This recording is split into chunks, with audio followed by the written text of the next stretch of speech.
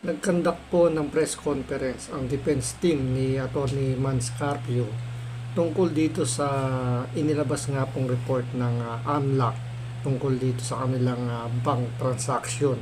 Ito ay mga hindi to yung total amount ng laman na kanilang bank account, kundi transaction po na dumaan or kung ano man yung naging galaw ng kanilang mga deposit at withdrawal sa kanilang mga bank account, dahil pinalalabas kasi ng mga Duterte haters, especially ng mga sympathizer ng NPA, ng mga dilawan, ng mga tangang loyalista, na bilyon-bilyon daw ang pera na nasa loob ng bank account ng mag-asawang BP Sara at saka ni Atty. Manscarpio.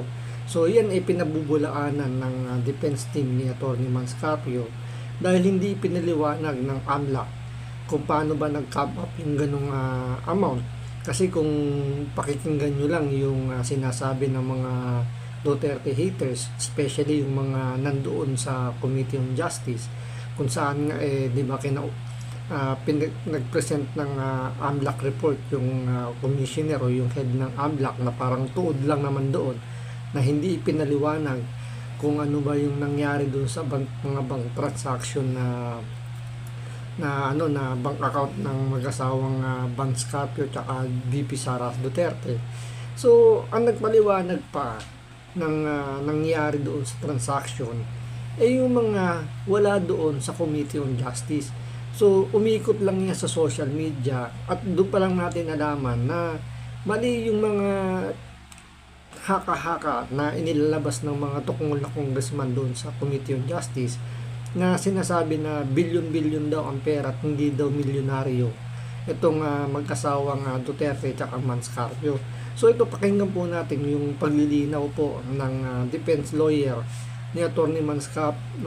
Manscarpio tungkol po dito sa sinasabing 6.73 billion pesos na bank transaction na hindi naman totoo yung sinasabing report ng AMLA kasi nga hindi piniliwanag. So ito, pakinggan po natin yung naging paliwanag po dito para once and for all maging malinawan na po yung issue na yan, kasi hanggat hindi yan sinasagot ng defense team, talagang tatatak sa utak ng mga kababayan natin na merong mga maanumalyang pera doon sa bank account ni BP Sara at ng kanyang asawang si Atty. Manscarpio. Ito, pakinggan po natin. Pero syempre, bago ang lahat, kung hindi ka pa nakasubscribe sa Makapili TV, baka naman pwedeng pakipindot po muna yung subscribe button. At the same time, palike na rin po ng video. Wala naman pong bayad yan, kaya pindot na. So ito, panoorin po natin. Aga po, good morning. Just want to address, because ito po yung parang mainit na issue, dun sa 6 billion. So, you can quote me on this, Attorney Carpio said that the 6 billion is fake and a lie. Wala siyang ganong pera, okay? You can quote Attorney Carpio on that. It is fake and a blatant lie. Kumbaga sa Tagalog, marites po yun. Marites lang, chismis, okay? Dahil ang ginawa po ng AMLAC, kung babalikan niyo po, sinasabi na transaction value, di ba? So, yung total amount ng mga transaction, inad-add nila. Nagdag, withdrawal, deposit, running balance. Para po ma-explain ko po mabuti yan, meron po akong sample dito. Diba? Sa bank account nyo po, di ba, sa libreta, passbook, meron pong entrada dyan, di ba? Una, yung credit or deposit, di ba? Tapos pangalawang entrada, merong debit or withdrawal. Pangatlong entrada, merong balance, running balance. Okay? Kunyari, sa example natin na to, okay? Nag-initial deposit ka ng 100 pesos. Okay?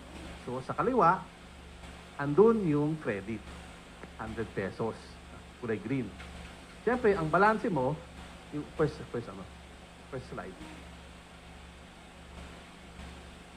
Yan, okay? So, yung green, nag-deposit ka sa left side. So, ang balance mo sa kulay blue, 100 pesos. Kasi nag-deposit ka, di ba? Okay. So, next transaction, winidraw mo yung 100. Okay? So, papasok yan dun sa debit, kulay pula. Siyempre, withdraw mo yung 100 mo, ang balance mo 0. Diba? Tapos, the next day, nag-deposit ka ng 50 pesos. Diba? So, nasa left side yon, yung kulay green. Siyempre, ang balance mo, 50 pesos. Kulay blue. Okay? Tapos, nag-deposit ka ulit ng 50 pesos the next day. Okay? So, ang balance mo na ngayon, 100. Nasa kanan, di ba? So, ngayon, yung balance mo sa 100 na yon, withdraw mo ulit, 100. Yun, nasa red. Siyempre, 0 balance ka na. Okay? So, ang ginawa nila, number of transactions. So, ilang transaction yan? Una, nag-deposit ka 100. Isa. Dalawa, nag-withdraw ka 100. Dalawa. Pangatlo, nag-deposit ka ng 50 pesos. Apat, nag-deposit ka ng 50 pesos. Panglima, nag-withdraw ka ng 100.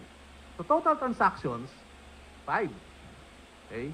Ang total transaction value nun, i-add mo yung 100 na dineposito mo, add mo yung 100 na withdraw mo, i-add mo yung 50 na dineposito mo, i-add mo yung 50 na deposito mo, i-add mo yung 100 na withdraw mo. Pag tinotal mo yan, 100 plus 100 plus 50 plus 50 plus 100, 400. So, yun ang sinasabi ng transaction value. Pero sa totohanan, ang balanse mo, 0. Di ba? Ay hindi nila sinasabi yun. Hindi nila ina-explain na nang mabuti sa mga tao na yung number of transactions mo at yung total transaction value ay magkaiba sa actual balance nyo. Diba? Tingnan nyo po yung libreta nyo. Magkaiba po yung transactions sa balanse. Okay?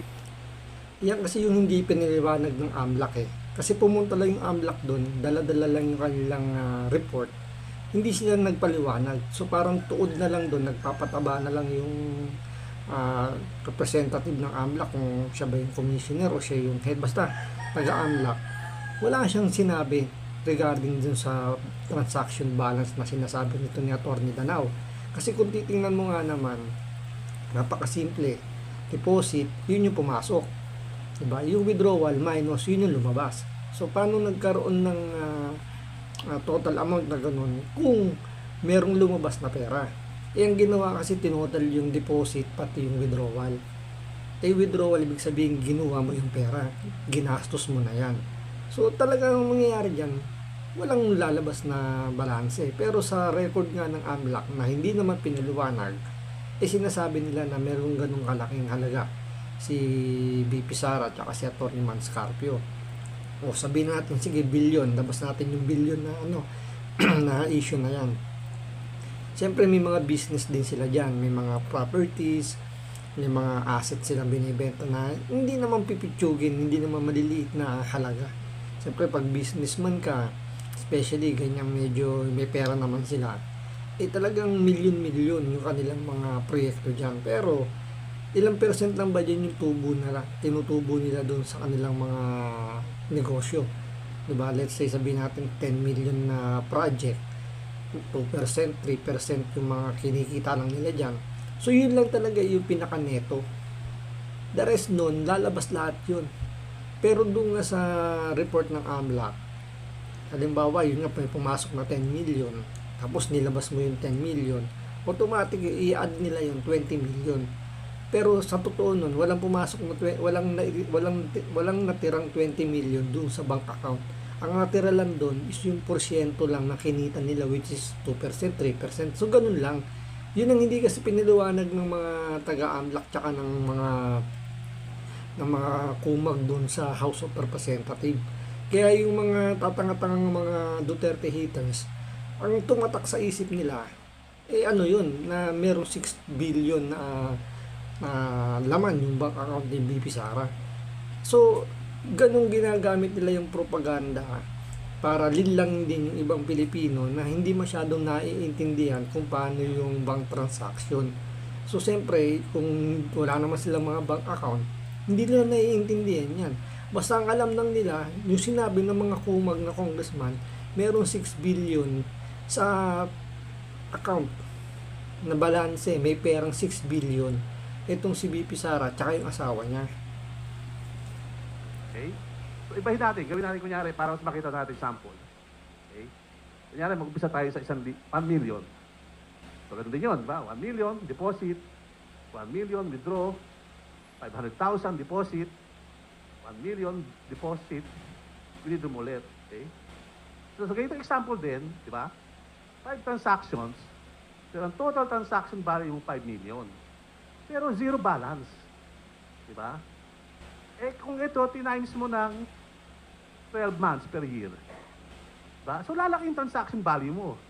5 million times 12, 60M. Diba? So, 60M daw ang kabuuang transaction value mo sa isang taon, pero ang balance mo, 0. Diba? Kasi isang taon lang yan, 60M. Eh, diba ginawa nila, ilang years? 20 years. So, 60M times 20 years. Tada! 1.2 billion. Diba? So, 1.2 billion daw for 20 years. Sample lang to, ha? Ang transaction amount. Pero, ang posibleng balance mo is 0. Diba? Hindi nila in-explain yun, eh. Kumbaga, parang ginawa nila, inaniwala mga tao na meron daw 6 billion, pero hindi na piniliwanag paano nila nakuha ito. Diba? Half-truth, eh. Talaga propaganda. Parang, kunyari, ganito yan. Meron kang kaibigan ng high school. Nagalit ka, di ba? Nakita mo yung asawa niya sa hotel. Di ba? May kasama sa lobby ng mga klase, mga kaibigan sa opisina, lalaki, babae. Tapos, nakita mo lumabas kasama yung kaklase ng lalaki. Eh, galit ka dun sa asawa niyang, kabro mo nung high school. Inaalat mo sa G-chat, sa group chat nyo. Uy, nakita ko yung asawa mo lumabas sa hotel kasamang lalaki. Diba? Pinost mo sa group chat nyo. Anong lalabas sa ibang tao? Diba? Nakita mo yung asawa ng kaklase mo kasamang isang lalaki. Half-truth, di ba? Kasi totoo naman, may kasama siya, pero hindi niya sinabi na andun siya dahil may meeting sila ng ibang tao. Di ba? So, ganun po nangyari dito. Iniwan lang nila sa ere na meron daw 6 billion, allegedly pero hindi naman nila sinabi kung paano nila nakuha yun. Di ba? Pero kung titignan niyo po yung report na nakuha rin namin sa social media, kung busisiin niyo po yung report na yon, meron po doon nakalagay doon sa bandang dulo na yung may 2 billion doon na sinabi ng BPI, system glitch. Nagkamali po ang BPI. Eh, hindi dapat 2 billion yung andun sa amount na yun. Diba? So, yun pa lang ba't hindi nila sinabi yun? Diba? Kasi gusto lang malantad sa tao na ang laki ng pera, 6 billion. Diba? Pero sa sample natin, posibleng zero amount na So yan, mas malinaw na po. So may mga report pa pala na tungkol sa BPI na kumbaga pinako-correct nila sa AMLAC yung amount na 2 billion. So system glitch yung kumbaga lang yun, error. Pero doon sa report hindi pa niliwanag ng AMLAC. So ngayon alam na natin kung bakit kinasuhan ni Atty. Manscarpio itong taga AMLAC. Kasi nga misleading yung ginawa nila, hindi man lang nila kinorek yung kanilang report. Hinayaan lang nila na gamitin ng mga sympathizer ng NPA. Diyan magaling yung mga sympathizer ng NPA na gumawa ng propaganda. Hindi na importante sa kanila kung ano yung magiging yung i-report nila, whether tama ba yan, mali. Basta importante sa kanila, makapanira na kagad. So ano yung paninirang ginawa nila na posibleng tumatak na sa utak ng mga Pilipino, mga kababayan natin, na mayroong 6 billion si BP Sara.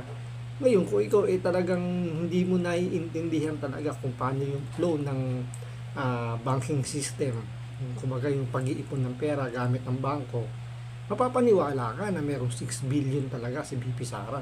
Pero in reality, hindi ganun kalaki. Diba? Ang ganda ng paliwanag dito ni Atty. Danao, yung defense lawyer ni Atty. Manscarpio, na hindi piniliwanag ng mga tungaw doon sa Kongreso kasi siguro mahihina yung mga kokote, mga mapupurol, or sinadya talaga nila na alam nyo yun, na magbigay lang sila ng impression na nagsisinungaling through bank account. Kaya gustong-gusto nilang buksan yung mga bank account ng mga gasawang Duterte at Mans Carpio kasi nga fishing expedition yung ginagawa nila.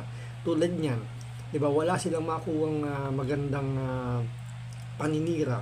So gumawa na lang sila ng senaryo para sabihin na merong ill-gotten wealth, merong mga anomalyang pera si VP Sara sa kanyang account kasama yung asawa niya. So nakahanging.